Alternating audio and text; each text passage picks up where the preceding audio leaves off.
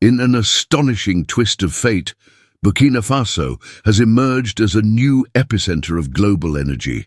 In just 24 hours, oil worth $1.1 billion USD was extracted, catapulting this once-overlooked West African nation into the spotlight. The world stood in disbelief, but Africa saw it coming. What was once seen as a quiet, landlocked country in the Sahel has now stepped onto the world stage as a powerhouse of oil and opportunity. Beneath its crimson soil lies a hidden fortune, and now that fortune is flowing freely, this transformation began with a discovery that shook the foundations of global geopolitics. Russia's energy giant Gazprom unveiled an oil reserve beneath Burkina Faso, estimated at more than 50 billion barrels. Not just any crude, but premium quality light sweet crude, highly valuable, easy to refine, and in high demand. This wasn't just an oil discovery, it was a geopolitical earthquake, and at its center stands Captain Ibrahim Traoré, a leader whose bold vision and unwavering resolve are redrawing the map of African power. Burkina Faso, long labeled one of the world's poorest countries, has flipped the narrative. Under Traoré's leadership, colonial chains have been broken, foreign troops expelled, and key national assets reclaimed.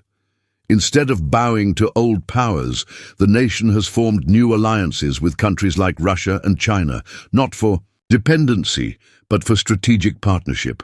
Unlike past regimes that sold their resources for crumbs, Traoré demanded full ownership and control for the people, and Gazprom listened, agreeing to a deal that ensures Burkina Faso hands control. Every phase, from extraction to refining to exports, the result, a national celebration.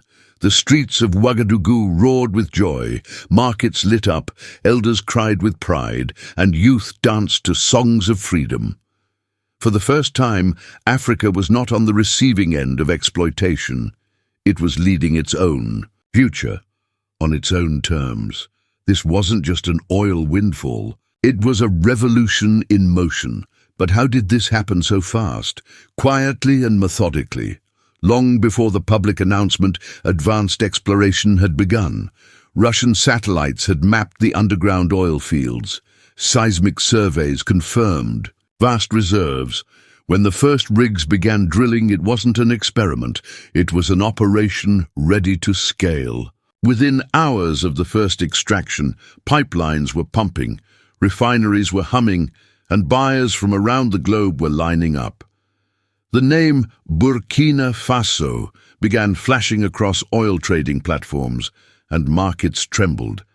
Now, with confirmed oil reserves valued at over $3 trillion, Burkina Faso joins the top tier of oil-producing nations, surpassing Libya, rivaling the UAE, even overtaking Saudi Arabia in daily output. This isn't just a numerical milestone, it's a symbolic one. A once-dismissed African state is now reshaping the global oil market. But Traoré's vision doesn't stop at oil. Inspired by the rise of countries like the UAE, he has unveiled an ambitious master plan, transforming Burkina Faso into the Dubai of West Africa. This includes modern highways, luxury skyscrapers, a thriving financial center, and a sovereign oil company modeled on Saudi Aramco, but fully African-owned and led. With daily revenue surpassing $1 billion, the dream is no longer distant. It's unfolding in real time, yet not everyone is celebrating. Western powers, once dominant in the region, are nervous. France, already expelled, watches from the sidelines. The US and EU whisper concerns about growing Russian ties. Talks of sanctions and regime change hang in the air.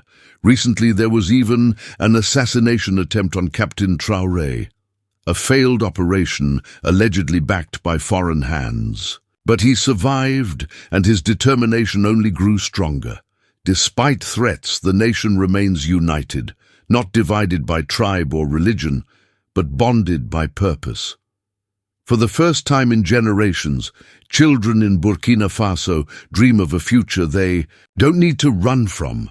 Farmers envision modern tools, teachers hope for new schools, and young entrepreneurs plan tech startups. Oil may be the spark, but the flame is powered by vision. And make no mistake, this is bigger than Burkina Faso. This is about Africa rising. Other nations, from Mali to Ghana to Nigeria, are watching closely. They're seeing the Traoré doctrine in action. Form partnerships that respect sovereignty, own your resources, and invest in your people. It's a roadmap for liberation. Still, challenges remain. Northern insurgencies, infrastructure gaps, and environmental concerns loom large. But Traoré isn't blind to them. He's investing in anti-corruption courts, launching renewable energy projects alongside oil development, and creating training programs for a new generation of engineers, scientists, and economists. Because for him, this isn't just about riches, it's a responsibility, a leadership test. And now, the world is watching.